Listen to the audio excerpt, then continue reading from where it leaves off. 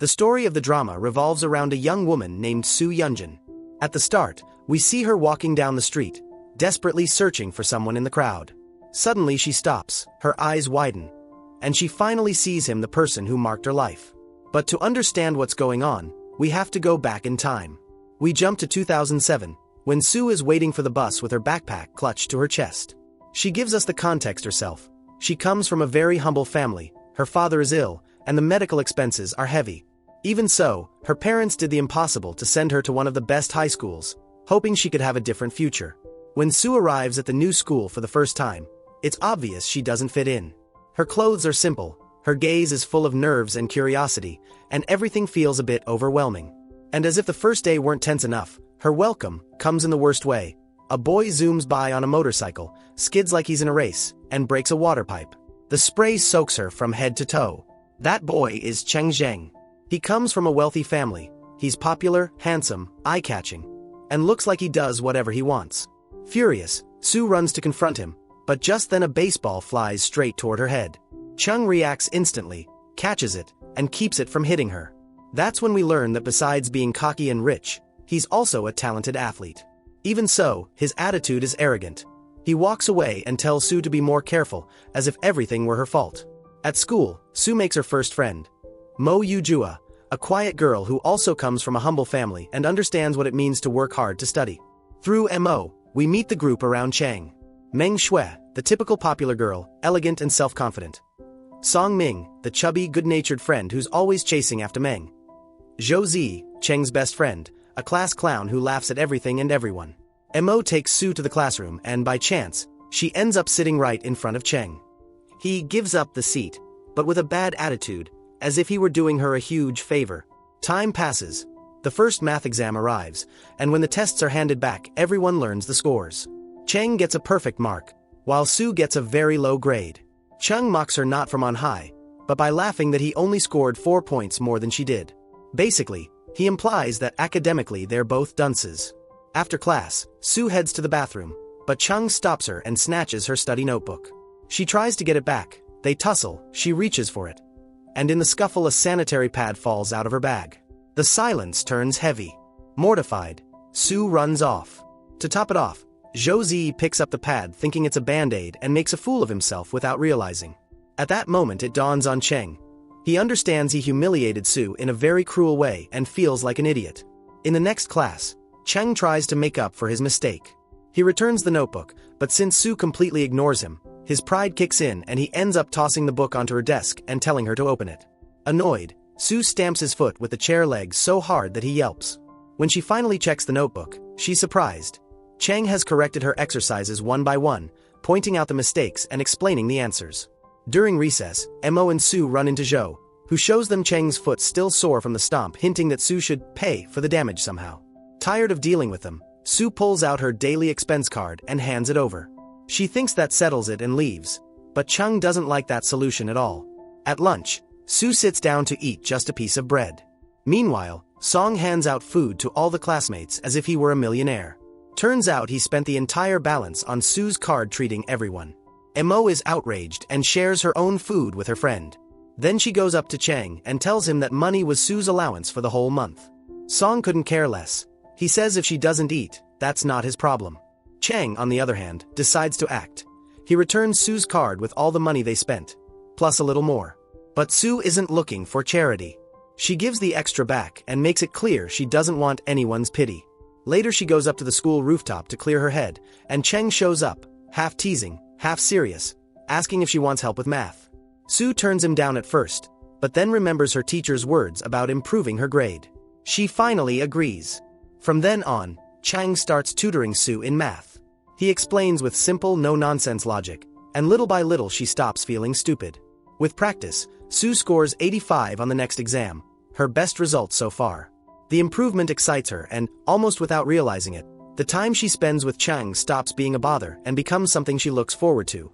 Between jokes, small squabbles, and many afternoons studying, the two start to grow closer. One day, while Cheng is shining as the star in a baseball game, he hopes Soo will see him at his best. Just as they win and the team celebrates, a teacher calls Soo. She has to leave urgently, something happened at home. Ching finds out from Mo that there's a family emergency and that Sue will be missing school for a while. Sue's absence is felt. Cheng loses focus. He's no longer interested in studying or playing, and he's moody and distracted. One day he goes to class and sees that Mo is sitting in Sue's seat. Annoyed, he asks why she moved. She replies that Sue is back, but chose to sit somewhere else. Without thinking twice, Cheng runs to Sue's dorm, knocks repeatedly, and she finally opens the door with swollen, tearful eyes. She doesn't want to talk to anyone. He sees the black mourning band on her arm and understands instantly. Her father has died. Cheng realizes Sue's pain is so deep that anything he says now would be selfish. So, even though it hurts, he does as she asks and keeps his distance. Time passes and we reach the last year of high school. At the graduation party, Cheng can't stop looking at Sue from afar, as if everything he ever wanted to say were stuck in his chest. Sue talks with Mo, who tells her there are moments in life when you have to take a risk for love. With that idea in her head, Sue gathers her courage. But instead of going to Cheng, she walks up to Zhou Zi, confesses she feels something for him, and asks him to dance. Zhou is stunned, but accepts with a mix of surprise and nerves. Meanwhile, Meng Shui goes up to Sue to make it clear, "I'm the one in charge here." She says she's known Cheng for 18 years, that he's a prince and Sue isn't on his level, that she's no Cinderella and she won't allow Cheng to get any closer to her. However, destiny has other plans. Shortly after, Cheng stands up, crosses the floor, and stops in front of Sue. He holds out his hand and asks her to dance, telling her it doesn't matter if she doesn't know how he can teach her.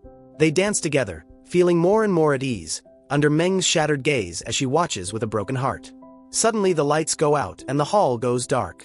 In the dimness, Cheng takes the chance to hug Sue tightly, as if he never wanted to let go. It's not the only romantic moment of the night. Mo kisses Song, kicking off another small love story. But back to our main couple when the lights come back. Sue steps outside intending to leave. Cheng follows, determined not to let the night end like that. He stops her and, heart in hand, confesses his feelings. He tells her he wants to go to Beijing with her, study together, and be her boyfriend. He even shouts it for everyone to hear, without shame or fear. Overwhelmed and moved, Sue kisses him. Cheng takes that kiss as a yes. But in reality, for Sue it's a goodbye. She knows she comes from poverty, that her life is full of responsibilities, and she doesn't feel worthy of him. So, tears in her eyes, she leaves him behind and walks away. A year later, at university, Sue has managed to move forward. She studies and works at a library to pay her expenses. There she meets her supervisor, Shan Juan, a man in his 30s, calm and respectful. Over time, a special bond forms between them. Shan supports her at work, finds small side jobs for her, and proves to be trustworthy, the kind of person who brings peace. One day, while Sue tells Mo how good a person Shan is and how safe she feels around him, someone shouts her name. She turns and sees Cheng Zhang in front of her. After all that time, he appears out of nowhere, as if nothing had happened. Cheng wants to talk, but Sue has no intention of reopening the past. She tries to leave. He grabs her arm and asks her to listen. Right then Shen shows up. He was supposed to meet her. To mark his territory, Shen introduces himself as Sue's boyfriend. And Cheng, not to be outdone, says he's her boyfriend too. The scene turns chaotic. Tired, Sue shuts them both down.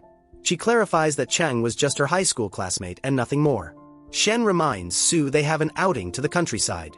Cheng, seizing the chance, offers to drive them. He introduces his sister Hong, who will be behind the wheel.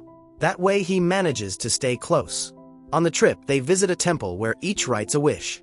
Sue tries to peek at what Cheng is writing, but he quickly covers the paper. He's hiding something there. When they leave, Hong takes Shin off with the excuse of buying drinks, leaving Cheng and Sue alone just as Cheng wanted. He asks her directly why she left him and disappeared without a word. Sue dodges the subject. She doesn't have the strength to reopen that wound. Then Cheng grabs her and kisses her forcefully, without giving her a choice. From a distance, Shen sees it and understands that bond is nowhere near closed. Later, the four have lunch. Chung brings up the old kiss and asks why she kissed him only to abandon him afterward, but Sue plays dumb and kicks him under the table so he'll drop it. Resentful, Cheng invites her to drink a strong liquor. Pressured, she drinks and ends up fainting. Shen is furious at the sight. Cheng, instead of calming down, behaves like a child. He orders drink after drink in front of Shin, as if marking territory. Yet while she sleeps, Sue starts murmuring Cheng's name. Shen hears it and realizes that as much as he wanted a calm life with her, Her heart is still tied to someone else. Days later, Sue tries to talk to Shen at the library, but he's no longer the same. He's realized Sue still loves Cheng, and the peace he dreamed of by her side may never exist. Hurt by that distance, Sue runs to the hotel where Cheng is staying and confronts him. She wants to know why he reappeared and won't let her live in peace. Far from apologizing, Cheng says he suffered too when she left him, that his feelings were always sincere. Protecting the armor she built, Sue tells him she hates him, that she doesn't love him. Though deep down, the truth is different. Even so, they agree not to see each other again. Time passes and Sue focuses on university life. She's alone again, but calm. Her mother calls and asks her to come back to their town to talk about something important. When she arrives, she learns her mother wants to marry Uncle Wu, a man who has always looked out for the family and helped in critical moments. Her mother says if Sue doesn't agree, she'll call it off in the morning. Wanting her mother to be happy, Sue gives her blessing. While walking with her mother through town, Sue stumbles upon an unexpected scene. Cheng is sitting there petting a puppy, as if he'd always lived there. That night, he shows up at her mother's house. We learn he's in town to work with Sue's mom, since his family bought the local power company. Half joking, Cheng criticizes the paper bunnies Sue is making to sell, but she explains it's the only way her mother can pay for the basics. Moved by a mix of compassion and affection, Cheng decides to help. He tries to make a paper bunny and Sue teases him for his poor skill. However, after he leaves, he spends the whole night folding paper and finally manages to make 5 bunnies to help her mother.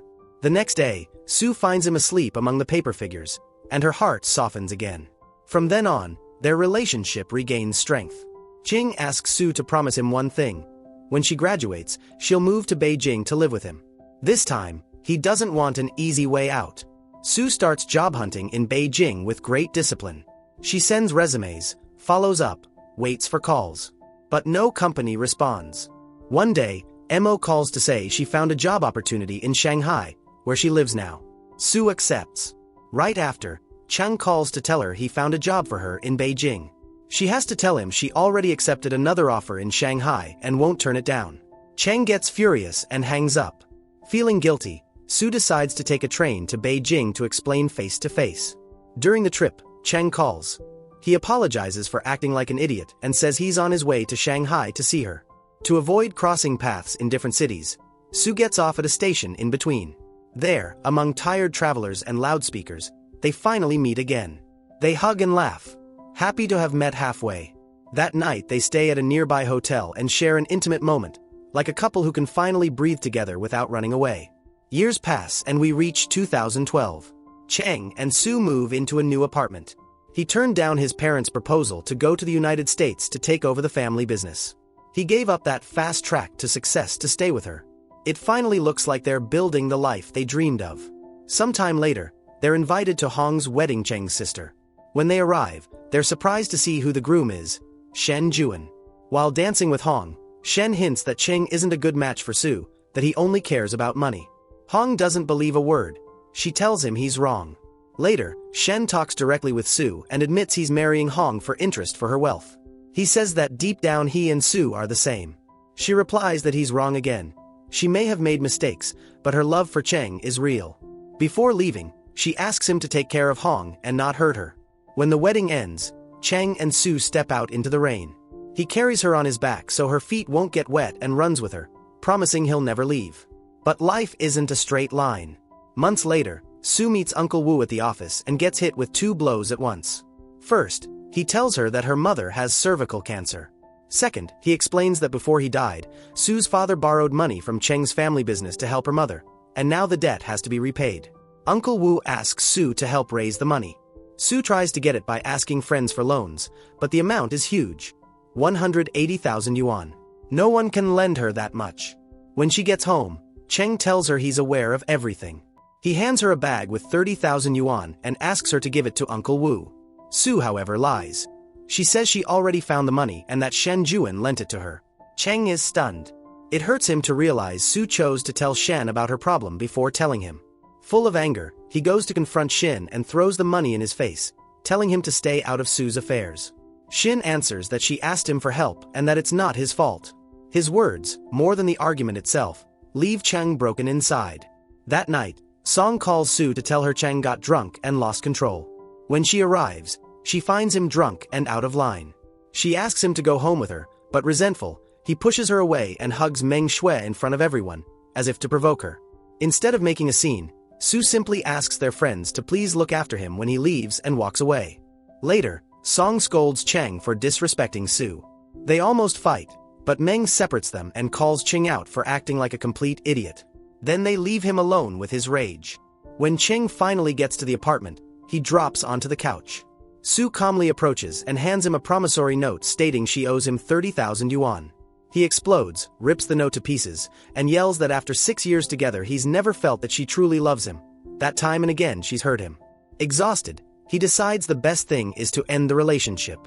2 years after the breakup, Sue returns to the temple she visited with Cheng in the past. Though time has passed, she hasn't forgotten him. She keeps the memories like little pieces of glass she doesn't dare throw away. Curious, she decides to look for the paper where Cheng wrote his wish back then. She checks them one by one until she recognizes his handwriting. There she reads that all he wished for was to be with her, her name repeated everywhere. Later on, Sue travels to New York, the city where Cheng now lives. She wanders unfamiliar streets, asking for the address where she thinks he's staying. She finally sees him in the distance, helping a pregnant woman into a car. Her heart breaks. She thinks he's started a new family. Without the strength to face him, she turns around and leaves, crying. Cheng's car passes close by, he recognizes her, and tries to follow but it's too late, he can't catch up. In the last scene, we see Sue on the rooftop of her old school, the place where it all began. She's lost in her memories when someone gently tugs her hair. She turns and comes face to face with Cheng. He asks if she was in New York looking for him. She hesitates. Cheng shows her a video from the day he saw her. The pregnant woman wasn't his wife, just an old friend he was helping. Realizing the misunderstanding, Sue bursts into tears and throws herself into his arms. They hug tightly, as if time hadn't passed. In reality, the film ends with Sue watching Cheng from afar and walking away, with no further closure. But there's this alternate ending that many fans have adopted as the real one, because it heals the wound differently. Making it clear that, although life separated them again and again, the feelings between them were always real. In the end, the story leaves a very clear idea. True love isn't defined by a bank account, or by the past, or by what others think is right, but by the honesty of what we feel. Many times the biggest barriers aren't the ones the world puts in our way, but the ones we build ourselves out of fear, pride, or insecurity. When you decide to face them, without excuses, love can find a way. But it takes courage, humility, and the decision to fight even when it hurts. End of the drama.